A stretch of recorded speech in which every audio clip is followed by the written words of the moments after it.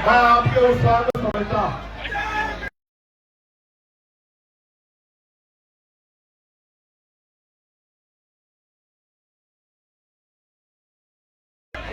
ये जो शख्स हमारे बीच है,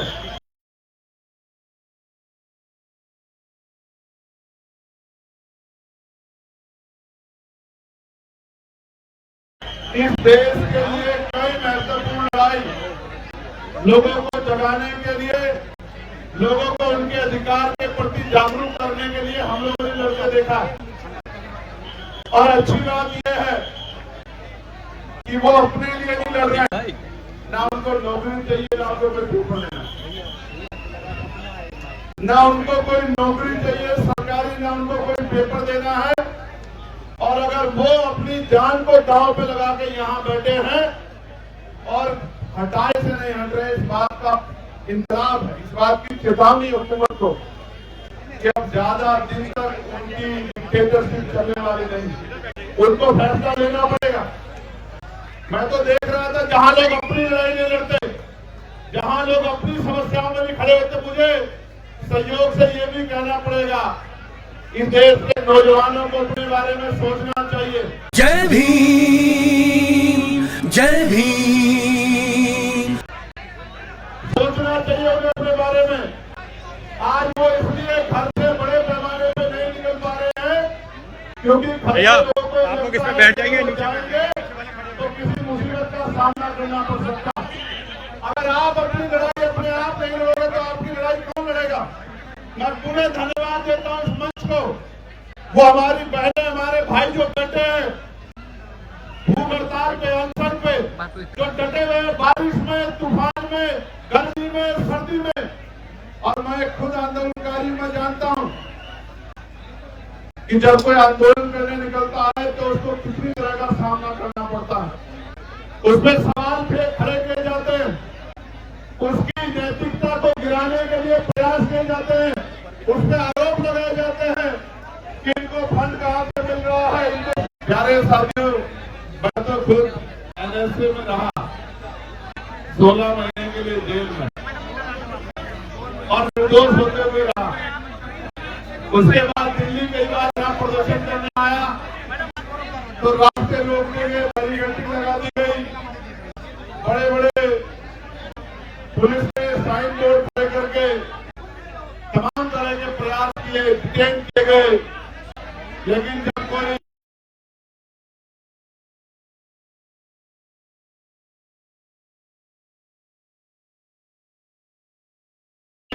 तो ये छोटी मोटी दीवारें को रोक नहीं सकती। तो कई बार संघर्ष करने के बाद और जब इससे भी काम नहीं चला तो गोली भी खानी पड़ी। लेकिन मैं जिम्मेदारी से कह सकता हूँ, ये मुल्क हमारा, ये देश हमारा, हम इस देश के नागरिक हैं। इस देश के हर एक नौजवान की जिम्मेदारी, हमने लोकसभा में शपथ ली है संविधान की कि हम अंतिम व्यक्ति के अधिकारों की लड़ाई लड़ेंगे। मेरी और सबकी जिम्मेदारी बनती है साथ खड़े। आप महसूस करके देखो, देश की हर मां चाहती है कि चंद्रशेखर आजाद और भगत सिंह पैदा हो, लेकिन हो पड़ोसी के हाथ स्वागत नहीं। और मैं फिर कह रहा हूं, ये देश आंदोलन से बना है, ये देश आंदोलन से आगे बढ़ा है। इस देश में आंदोलन से अंग्रेजों के पैर उखाड़ दिए थे और ऐसे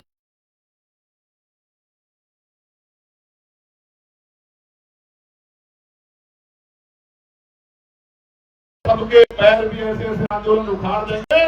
और मैंने देखा इस तरपाल के लिए पैर पकड़ने पड़े, इस तरपाल के लिए पैर पकड़ने पड़े।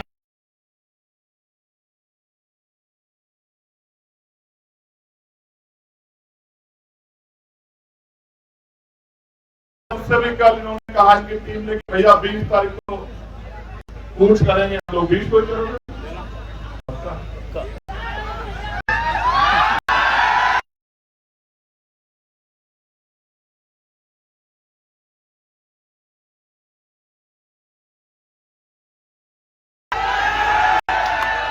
मैं 20 तारीख को आता मेरा भरोसा करो, मैं 20 तारीख को आता, मैंने किसी को कहा भी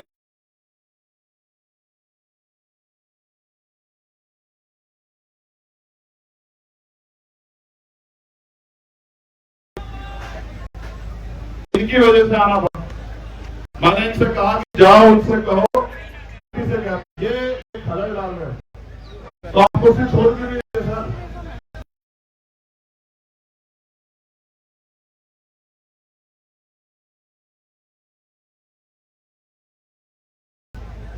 सवाल ये है, सरकार अगर 3 किलोमीटर की बात नहीं सुन रही है तो क्या 300 किलोमीटर की बात सुन सकती है? सरकार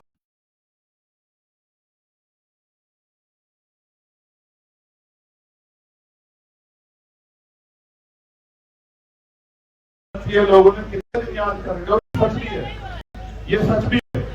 मैं बहुत कड़वी बात कहता हूँ, जिनके बच्चों के लिए यहाँ लड़ा जा रहा,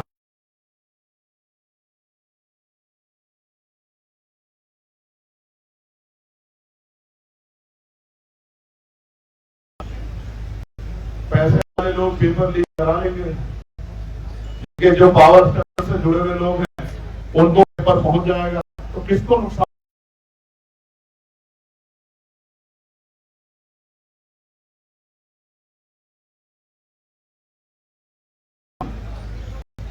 मैं तो बहादुर बहनों का भी धन्यवाद करता हूँ, उनके हौसले का भी धन्यवाद करता हूँ। हाँ, नौजवान घर में बैठ के देख रहा है, वहां मेरी बहादुर बहनें आंदोलन कर रही है। 20 तारीख को आओगे नहीं आओगे बताओ?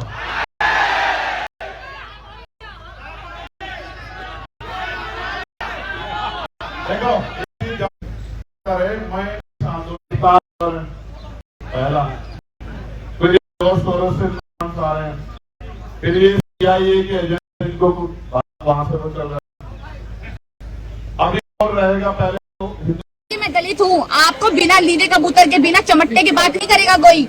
ये फालतू बात है कि आप दलित दलित बोल रहे हैं अपने आप को। बाबा साहब को भीमटा बोलते हैं, क्यों बोलते हैं? आपने कभी सोचा है ये बात? बाबा साहब ने आपको संविधान दिया, आप भी सोच रहे हैं ये बात? आपको मालूम ही नहीं है, आप अपने आप को हिंदू कहलाकर खुश हैं। बाबा साहब को गाली बकते हैं, लोगों की मूर्तियां तोड़ देते हैं, क्यों? क्योंकि वो सिर्फ दलित थे, इसके वजह से। अगर वो एक ब्राह्मण होते ना तो उनके पैरों में पड़े होते ये लोग। तो समझिए, अपने आप को हिंदू कहने पहले से सोचिए कि दलितों के साथ क्या क्या हो रहा है। हिंदू कहलाने से आप बड़े नहीं हो जाएंगे, समझे? मुझसे आप काउंटर कर सकते हैं, ठीक है, कोई बात नहीं, आपका हक है, आप मुझसे काउंटर कर सकते हैं। बट यही सेम काउंटर सीन जो है ना, सरकार के साथ जाकर खेलिएगा, ज्यादा ही बेहतर होगा, कुछ चेंज हो सकेगा, ठीक है ना? अगर इस देश की सच में तरक्की चाहते हो ना मेरे भाई, तो चौकीदार को गेट पे भेजो और साधु संतों को जंगल में भेजो। महोदय, अंध भक्तों को पागल खाने और पढ़े लिखे को संसद में। अगर इस देश की सच में तरक्की चाहते हो ना मेरे भाई, तो चौकीदार को गेट पे भेजो और साधु संतों को जंगल। पूरे देश के अंदर जहां कहीं भी बहुजन समाज पर एट्रोसिटीज होती है, उस एट्रोसिटीज पर अगर वो व्यक्ति, वो परिवार मेरे पास तक पहुंच जाता है, जिन केसेज में मेरे फोन के जाने के बाद एक्शन हुआ, उस पर रेप केस तक है, कुल्हाड़ी से काटे हुए हमारे समाज के, बहुजन समाज के लोगों को काटा गया, उन पर कार्रवाई कराने का काम किया। ऐसे सैकड़ों मनुवादियों को जेल भिजवा चुका हूं जो मेरे समाज पे, मेरी बहन बेटियों पर अत्याचार करते हैं। मेरे फिल्म प्रोडक्शन हाउस के अंदर अगर कोई आदमी इलेक्ट्रॉनिक मीडिया के अंदर जाना चाहता है या फिल्म लाइन में जाना चाहता है, उसको फ्री ऑफ कॉस्ट ट्रेनिंग में दे रहा हूं और देता रहूंगा। धर्म पढ़ाएंगे आपको, रामायण, महाभारत, गीता, बाइबल और कुरान। दोस्तों, आपको पढ़ना होगा भारत का संविधान। 1984 में काशीराम साहब को ज्वाइन किया मैंने। जय भीम, जय भीम। और उस टाइम में 9th क्लास में पढ़ता था। उनके उस रास्ते पे काम करता हूँ। सामाजिक आंदोलन चलते रहना चाहिए, राजनीतिक आंदोलन चले या ना चले। ना बिकता हूँ, ना मुझे कोई खरीद सकता है, ना समझौता करता हूँ। सिर्फ 18 घंटे काम करता हूँ। जब तक मेरे समाज के, बहुजन समाज के पीड़ित व्यक्ति को न्याय नहीं मिल जाता, तब तक मैं बाबा साहब के विचारों और संविधान पर चलता हूँ। 9810085714। गांव की घटना है, ठाकुरों ने राइफल से गोली चलाई, मारने का प्रयास किया, सिर्फ बारात चढ़त के ऊपर की इस रास्ते से बारात नहीं चढ़ेगी, ठाकुरों का रास्ता है। सारे चैनल को बोला कि भाई स्टोरी चला दो, किसी कोई चैनल पे स्टोरी चलाने के लिए तैयार नहीं होगा। कौन से बहुजन समाज को न्याय दिलाने की बात कर रहा है? काशीराम साहब कहते थे कि मैं किसी की शादी में नहीं जाऊंगा, किसी के फंक्शन में नहीं जाऊंगा, किसी के घर नहीं जाऊंगा, ना शादी करूंगा, ना गए कभी। जो संगठन जो राजनीतिक लोग चला रहे वो अपने घर में पहले सुरक्षा और बंगला और पैसे का और बड़ी कार का इंतजाम कर रहे हैं, उस पर भी आपको सोचना चाहिए। फिल्म लाइन और इलेक्ट्रॉनिक मीडिया में इस समाज के लोग जो पुअर सेक्शन है, पुअर कास्ट जिसको कहते हैं, SC ST OBC माइनॉरिटी, एक भी चैनल का कोई भी मालिक इस देश के अंदर आज तक नहीं है। क्यों नहीं है? हमारे चैनल लाइक, शेयर, सब्सक्राइब देखना मत भूलिएगा। इसी के साथ आप लोगों से विदा लेता हूं। जय भीम, जय भारत, जय संविधान, नमो बुद्धाय।